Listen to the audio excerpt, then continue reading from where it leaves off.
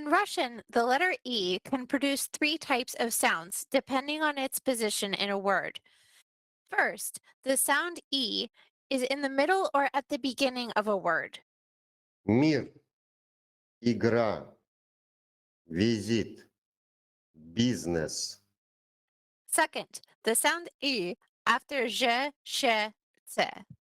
цифра, цирк, жить, шить. At the end of words, after vowels or after a soft sign, the letter E can have two sounds put together in a sequence, y and E. So short sound y, long sound E. So it sounds like ye. Мои, твои, муравьи, воробьи.